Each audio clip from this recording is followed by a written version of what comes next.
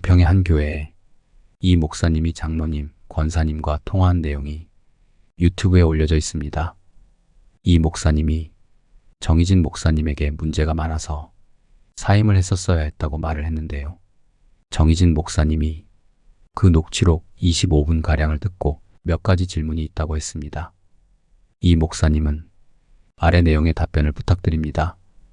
이 목사님이 언급하는 오마이뉴스 혹 유튜브 생중계로 3자 대면을 해도 좋습니다. 정희진 목사님은 3자 대면을 하고자 하니 의견 주면 좋을 듯 합니다. 그럼 정희진 목사님이 팩트 체크하고자 하는 내용 들어보겠습니다. 이제야 5월 4일 녹취 전체를 들어봤습니다. 들어보니 5월 4일 같은 날이네요. 그날 오전 유승대 목사께서 해임 안건이 당회에 올라갈 것이라는 말과 함께 앞으로 목회하면서 가장 친한 사람을 믿지 말라 라는 말을 했는데 이제야 그 마지막 말이 절절히 이해되네요. 백사 말하는 것처럼 현재 처음 그림과는 완전히 다른 양상이 됐고 315 자신에게 그 모든 책임이 있다는 것을 스스로도 알기 때문이겠죠?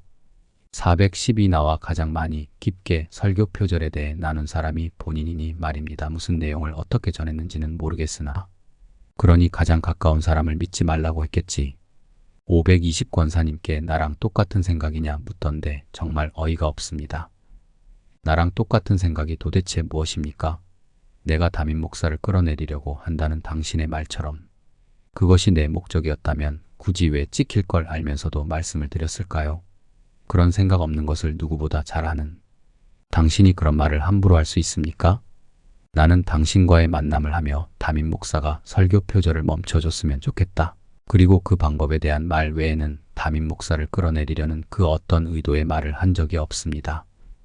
왜냐? 그런 마음이 그때도 그리고 지금도 없으니까. 747 당신이 말하는 대로 오마이뉴스 뉴스엔조이의 익명으로 제보하면 될 일이니 말이죠.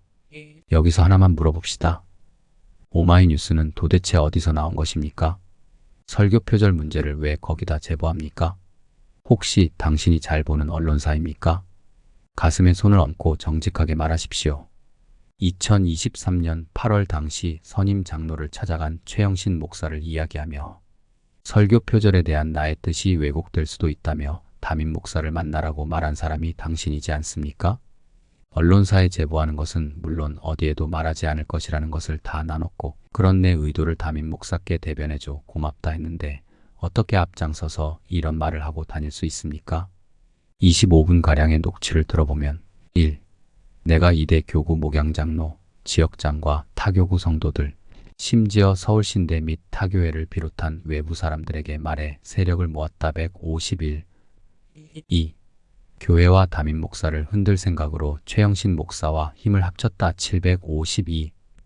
3. 담임 목사를 협박했다 445. 1538. 4. 담임 목사 부임 초 금요설교는 참고하겠다고 말했다 2100. 5. 4월 예배 기도에 대해 사과했다 2507. 6. 이 모든 일은 선임 장로의 결정이다 720. 1128. 1755. 이렇게 정리되는데 하나씩 따져보겠습니다. 1. 이대교구 목양장로는 김상곤 장로, 한택헌 장로, 김진호 장로입니다. 당신까지 5명이 한자리에 만나 확인합시다. 나한테 설교 표절에 대해 들은 적이 있는지, 또한 지역장 6명에 관한 내용은 7월 7일 당회에서 말한 적 없는데 했다고 한 거짓말로 확인됐으니 차치하더라도 타교구 성도는 물론 서울신대 및 타교회 사람을 비롯한 외부 사람, 그 누구라도 나한테 설교 표절에 대해 들었다는 사람 한 명만 데려오십시오. 나는 담임 목사께 설교 표절을 이야기한 후 이 내용을 알지 못하는 교회 어떤 부교역자에게도 말하지 않았습니다. 그 당시 교구 전임 교역자들한테만 사과하셨으니 교육부나 청년부 교역자들은 몰랐겠죠. 그런데 이 사실을 알고 있습니까? 어느 한 교역자가 말해주더군요. 이정훈 목사가 설교 표절에 대해 말해 본인도 다른 전도사를 통해 알게 되었다고 말입니다. 다시 한번 말합니다. 나는 설교 표절에 대해 교회 내외부 어느 누구에게도 먼저 말하지 않았습니다.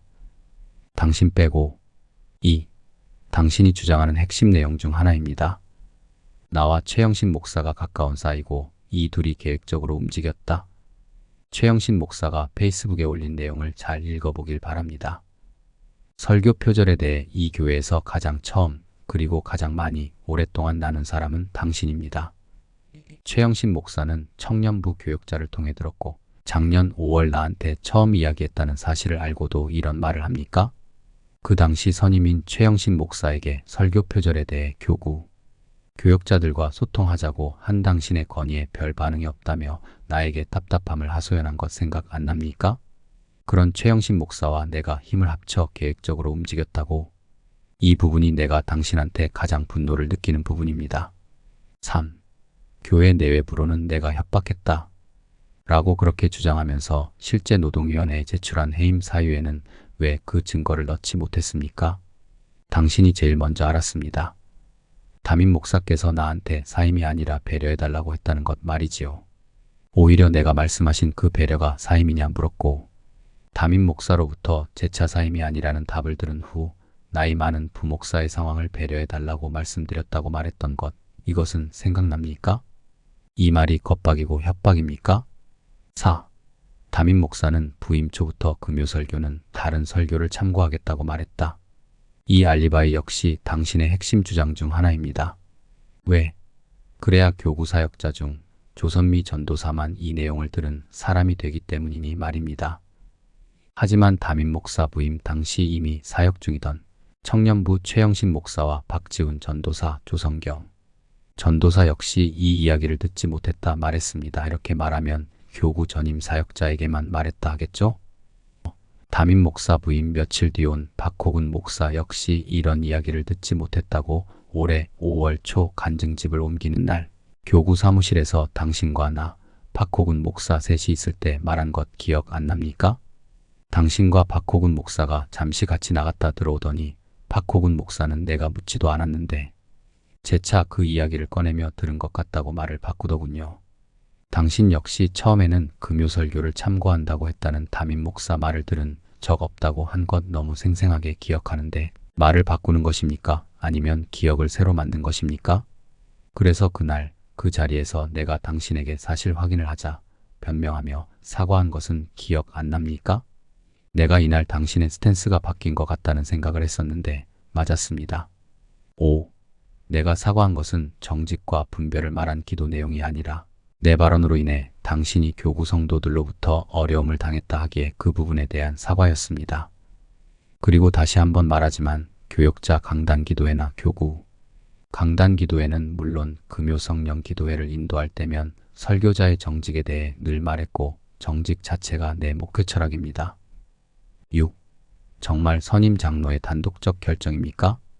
그래도 선임 장로는 내가 5월 4일 당신을 비롯한 부교역자들의 비밀 모임에 대한 증거를 보여줬을 때 당신이 불쌍하지 않냐며 당신을 챙기셨는데 당신은 상황에 따라 담임 목사 지시라고 선임 장로 결정이라고 서슴없이 이야기하는데 나 정도는 얼마나 우스웠겠습니까?